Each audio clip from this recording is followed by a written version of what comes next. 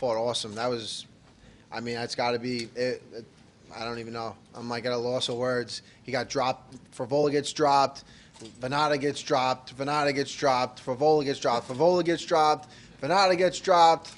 I think I got them all right there. That was just insane. That was technical, like ebbs and flow back and forth. Just who, Favola's got his back on the cage.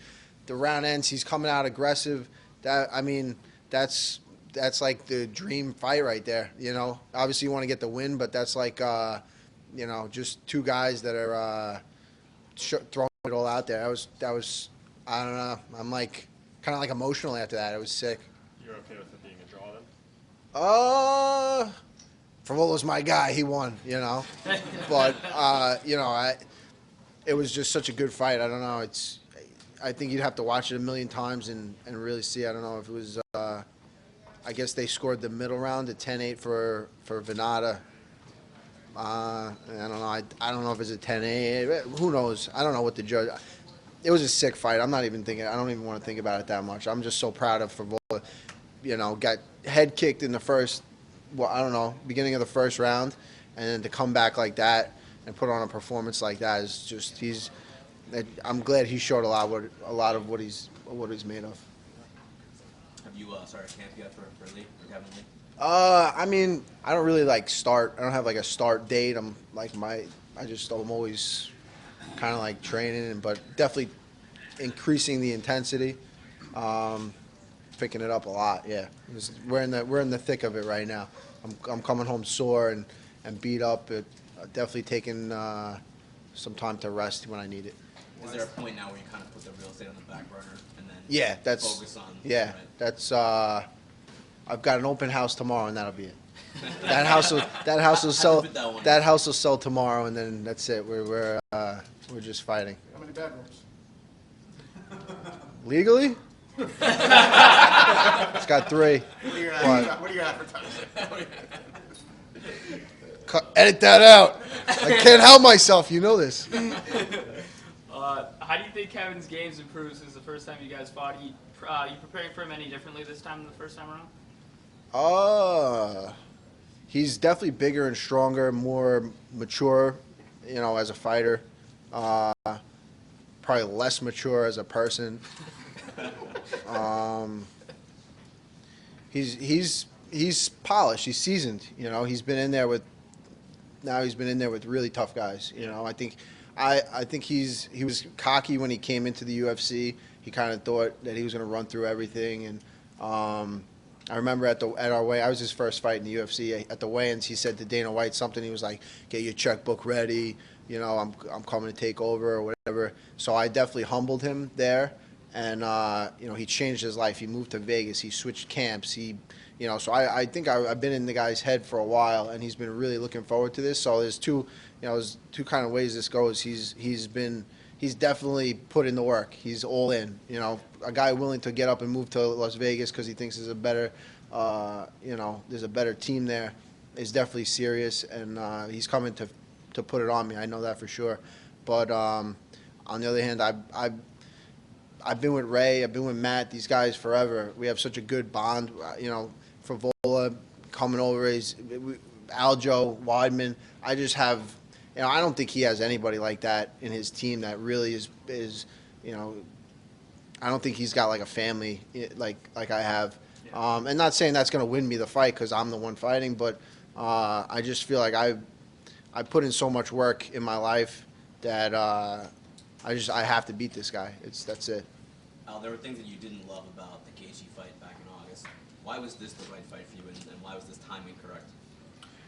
Everything was correct about this, and nothing was correct about the last one. It was like injuries coming off that Khabib fight. I was still banged up. It was kind of like it was quick. I wasn't happy with a few other things. It just wasn't right. And then this is definitely a better fight. I think it's an intriguing matchup. It's just everything about it I like. And he's just as tough, if not tougher. He might even be just as tough, if not tougher, than Khabib. He's the way he put it on. I was sitting front row at his last fight with Barbosa, and I was like, I don't want to be Barbosa right now. It was brutal. It was not fun to watch. So I'm training my ass off because I'm going to be the one doing that to him for sure. How does 5 rounds change the dynamic? I think it's in my favor. I think I always think the cardio, the longer it goes, is in my favor. You know, I think that's, yeah, I think it's in my favor. Kevin's obviously a talker. Does it make it more fun preparing for a guy who, you get the chance to shut up a little bit? He's been awful quiet lately. So have I. I think we both realize this is not. The talking was in the past. Now it's business. Now it's for real. We signed the contract. It's on. Do you have an extra swagger about you now that you did as well as you did in the Khabib fight on a day's notice? I don't know about an extra swagger. I mean, I definitely shoved it in Conor's face when he was talking about my real estate, whatever nonsense. So. He kind of put me down in the lead up to that fight, so it made me feel good about myself. Did you see Rogan singing your praises with John Kavanaugh? Loved it. Yeah, no, Joe Rogan's he's been hyping me up a lot about that fight, and I thought it was, I think it was well deserved. I put on a freaking, I fought my ass off in that fight. So. You're gonna be the final fight that ever airs on Big Fox for the UFC. Does that mean anything to you? Yeah, it's cool.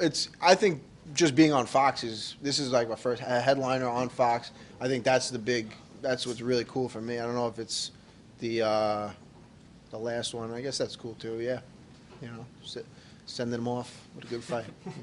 The Conor tweets, did you get any response to that more than anything else? I saw they blew up a little bit. Yeah, I had a couple drinks and I was watching that fight. And I was like, you fucking pussy. You talked all that shit. You got to just die in there. You can't quick tap. Even if he got his neck wrenched a little bit, if you talk all that and then you lose, you gotta allow him to, finish you, do the deed. He kind of just, I don't know. I hope, I just pray I never go out like that ever. Do you not think he's got kind of, I don't know how to put this, maybe like that fighter's instinct, just to kind of grit that out and bite down on the gum show to get through that?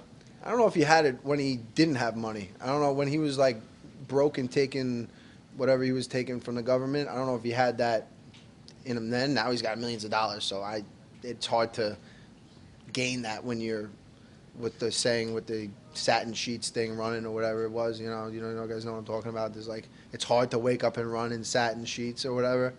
So I think it's got a little bit of that to do with it. Yeah. I think you also tweeted about when he was caught on, I guess, audio saying it's only business in the corner. Yeah, I don't know. What do you think that meant? So then some people said he didn't say that, or some people said he did. So I don't know. At first, I thought it's all business kind of thing. Your third round, you're a little tired, and it's kind of like an ease up on me without saying ease up on me kind of thing. Kind of like I'm sorry for making fun of serious things that now I see you're really taking this serious, and things really bothered you. So maybe I'm taking the easy way out, or not even the easy way, but just trying to ease the beating or something. How'd you feel seeing Khabib fly out of the octagon like that? That was crazy. We were all sitting there just like, what is going on right now? This is insane. Good for him. Does it make you feel any different about the bus incident? Like they're even now, 1-1 outside the octagon? I don't know. The bus incident's kind of like a different thing. It's kind of, it's a little more criminal. You're not going after innocent girls on the bus, UFC employees. The bus driver probably doesn't even watch fighting. He doesn't even know what the hell's going on. But I was on that bus, and that was not cool. I thought we were all dying. There was things flying through the window. That was scary. Reed Harris said, "Yeah, what's going on?" And Provino put his head. He was sitting like this, and he put his head like that in the position, like the airplane position, where when the plane's going down. And Khabib was making fun of him. He was going, "Provino, you got in the airplane position. You thought the plane was crashing." It was funny, but it was crazy. Everyone, it was the mayhem.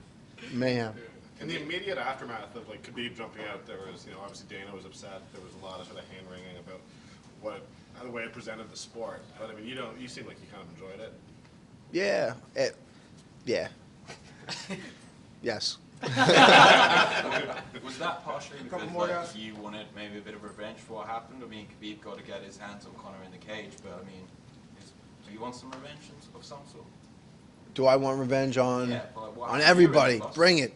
No, I don't. I was sitting in the back. Once I saw Conor, I thought it was all funny. I realized what was going on. I just pulled out my phone and started filming. But